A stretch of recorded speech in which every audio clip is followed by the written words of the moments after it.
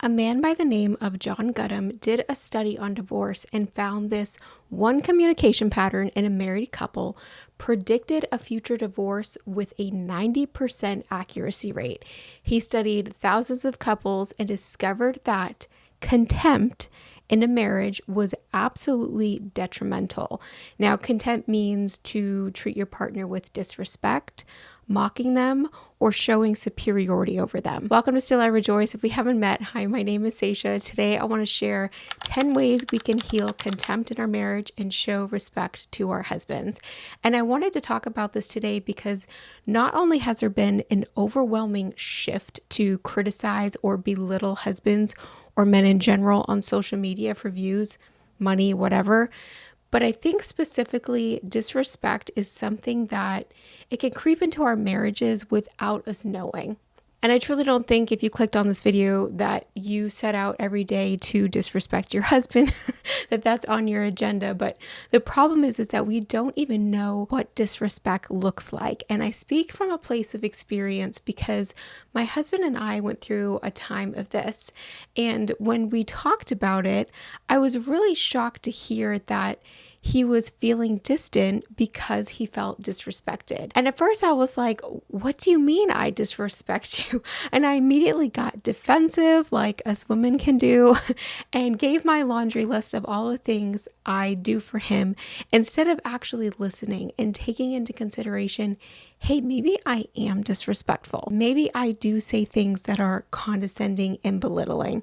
And I was never purposely doing these things, but I think we get so complacent and get so used to living with someone, we don't even recognize how we are treating them anymore. And I realized it was not most of the time what I said, but how I said it, and the condescending voice, the attitude, the ungrateful behavior, the taking him for granted. And I started to recognize the behaviors and the patterns in our marriage, and I was really taken back because I was treating him truly like I would never treat somebody else, not even a rude stranger. And I think that was the most humbling part because I felt like I know me. I'm a respectful person. That's important to me. And to actually look at and acknowledge how I was acting and what I was saying was just downright disrespectful was hard. It was hard to hear. And as I started to study and pray about this, God really began to reveal to me and to show me where exactly it was that I was failing as my role as a wife in this area. In Genesis, when God first created man, God himself said it wasn't good for a man to be alone and created him a woman to help him. God himself looked at your husband and said, hey, he needs someone to help him with XYZ. And he created you, the wife, the helpmeet, the counterpart for the area he lacks in. And I just think it's really sad that God made this so abundantly clear to us and what our role was to be. Yet when we see the areas that our husbands struggle in, we get annoyed and we get frustrated. We speak down to them. We become critical and we do the exact opposite of what God literally intended your existence for. And I've seen too many times where wives are so discontent in their marriage, and it's not because of what he does, it's what he doesn't do. And she continually is putting him down and making disparaging comments, and the husband slowly builds up this wall in their marriage. And I know there are a lot of women that like to joke and pick on their husbands, and I do that to each other, but I would encourage you that if you're that type of wife and it's just your personality, try and find something else to joke about. Let's not use our words to bring down our spouse, even if it is joking. And I know some of you might be offended by that, but it's the truth. Let's look for ways that we can uplift and encourage our husbands, because the Bible says that in Proverbs 16:24, gracious words are like a honeycomb, sweet to the soul and healing to the bones. And you want to heal the broken parts of your husband.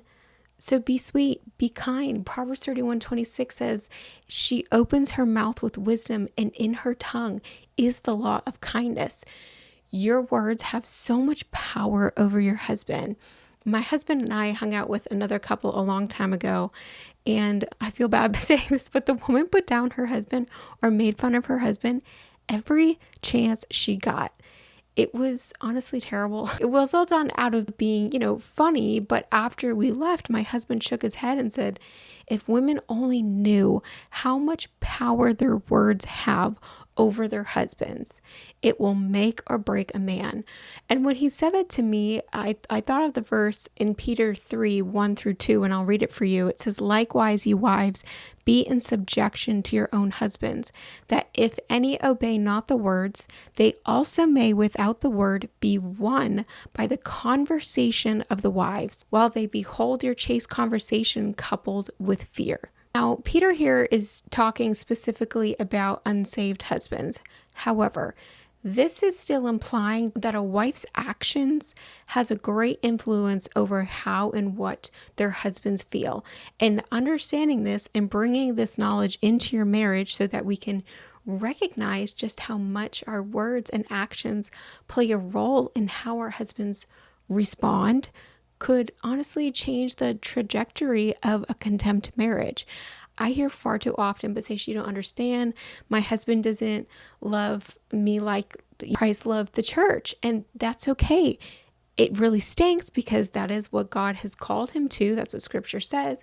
But that doesn't keep you from doing what God has called you to do. Just because somebody else isn't following the Lord doesn't mean that you can't. And the scripture points to that. And as hard as it is at the end of the day, God has to work in your husband.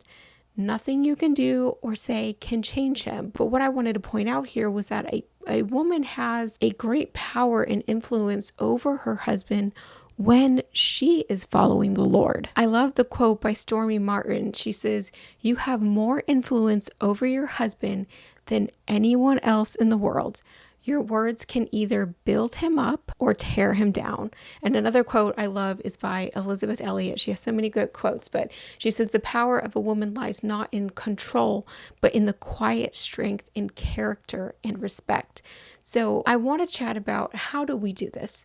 How do we recognize the contempt in our marriage, and what is it that we can do to fix it? The first thing I want to talk about is that you can ask him, sincerely ask him about these situations that he feels disrespected in. And I'll be honest, it's extremely humbling. It's hard to do, but if we want to repair our marriages and make sure they aren't headed to divorce, we have to be humble. And if you're having a hard time recognizing when and how you are being disrespectful, like I was, or demeaning, ask your husband to give you examples. Say, hey, can you explain a time where you felt disrespected so I can better understand how my actions are making you feel? I had to have this conversation with my husband. And like I said, I was shocked to hear his examples. I had no idea I was doing those things. The second thing is to find your husband's strengths. We all know our husband's weaknesses. And you might be at a point in your marriage where you can only think of one good thing. That's okay. Take that strength, that thing that he's good at, and jump all over it in a good way. You have now become that strength's biggest fan. You may think he's the worst husband, but he's a pretty good dad. So at night, put your arm around him before you go to bed and say, you know what? I'm so grateful our children have you as a father. You are such a patient dad, and that means so much to them. And that's going to be hard, but I promise you will be amazed how your husband's demeanor and his actions change when you start praising him instead of just tearing him down. The third thing is be ready to forgive. One of the most influential reasons we fail to respect our husbands is our own minds. We are mentally keeping score. We are holding on to bitterness about something he did or said, or something he did or didn't say. And we prepare our minds to give an automatic reaction, to be defensive, to deflect blame and say, well, I wouldn't have said this if you hadn't had done this. And we've built up this defense mechanism instead of building the fruits of the Spirit, like peace and self-control. Your husband isn't perfect. Neither are you. So prepare your heart for forgiveness instead of retaliation, which leads me into my fourth thing. You have to pray for wisdom and self-control. You cannot be the respectful, loving wife you should be without the Lord's help. God can soften your heart towards your husband. I've been there. I know. I've had thoughts of, I'm so hurt. How can we ever come back from this? But the Lord is gracious. He wants your marriage to succeed. In James 1:5, he says, if any of you lack wisdom, let him ask of God that giveth to all men liberally, upbraideth not, and it shall be given him. This is a promise of God that he will give you wisdom. When I struggle with something like how to respond to my husband or my kids, I like to spend time imagining the wife I want to be.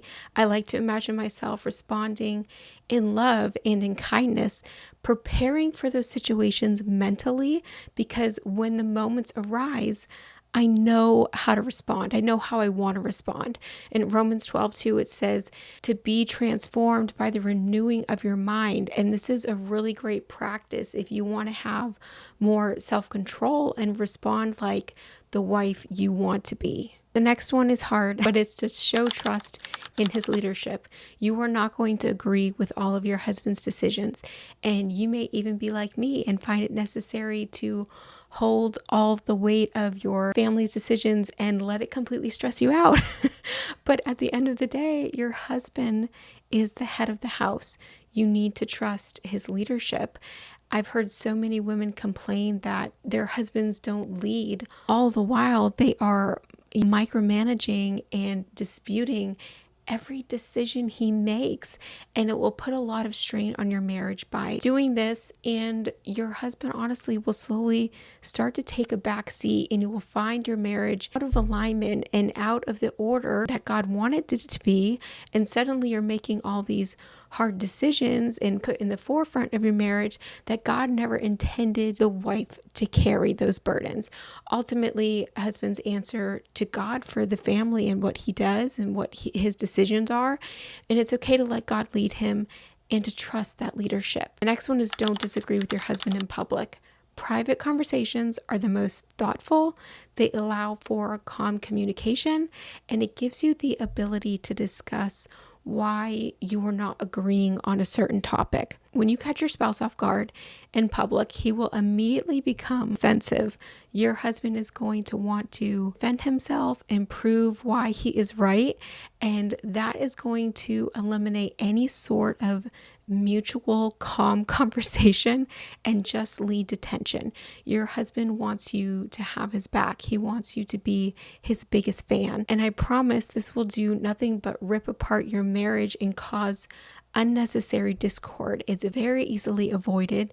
Just bring it up later. If it's that important to you, just say, hey, you know what, you said this earlier and I'm not sure if I agree with you and I want to talk about it. Can you better explain why you said this or what you meant? You know your husband best and how to approach him in conflict. Just don't do it in public. Next one is practice gratitude instead of comparison. I feel like I'm going to step on some toes with this one, and I think it can be healthy to have an older, wiser woman to confide in about your marriage, but I think it's a very slippery slope when girlfriends get together and start sharing their mutual marital problems. Comparison is the thief of joy. And when you start looking at the bad and the good of your husband and other husbands, you can't help but start to think, well, I wish my husband did that or didn't do that. And I don't care if your friend's husband does XYZ.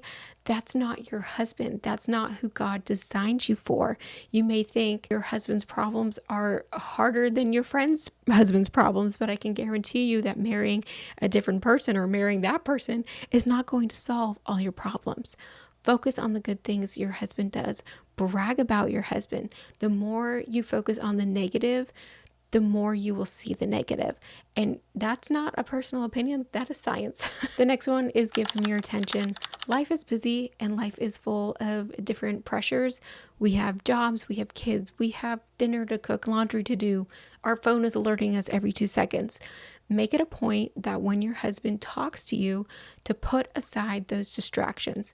Put down your phone. Tell your kids to wait. Show him that what he is saying is important to you and enjoy having the conversation with him. There is nothing worse than talking to somebody while they are clearly distracted by something else. It will make you feel unimportant. and disrespected so fast. So give your spouse the decency and respect of just being still for a few minutes. It's good for our mental health anyways.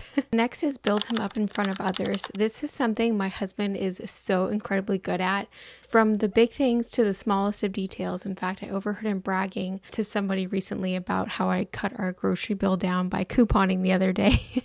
And I honestly didn't even know he cared or even noticed, but he's just naturally good at pointing out my little successes, and it encourages me to do the same for him. I'm not really good at that, but when I noticed how it made me feel when he did it, I really wanted to start doing the same for him. It feels so good to have your spouse proud of you and make you look good in front of others. Don't put your husband down in front of other people. It causes so much hurt that often doesn't get talked about and causes tension and harm to the marriage that goes unresolved. And the last thing I want to say is pray for him. Ask him how you can pray for him. Let him know that you are praying for him. I heard a counselor once say that he always recommends couples that are in marriage counseling that before they go their separate ways in the morning, that they sit down with each other and pray for each other. He said he's watched so many marriages transform because it shows just how much the other person listened to them and cares for them. Now, your husband may not be open to this, and that's okay. If your husband is stressed about something, about, let's say he says a meeting tomorrow, in the morning, just say, hey, I'm praying for your meeting. Let me know how it goes. Something that simple that lets your husband know you care and that you are thinking about him, and what is important to him is important to you, and that alone can show a love and respect in your marriage that you might be missing. All right, guys, I hope today was encouraging to you and gave you maybe some new ideas to try to bring the love and respect back into your marriage. I'd love to hear what you guys do for your husbands to show them respect, or maybe some things that he does for you.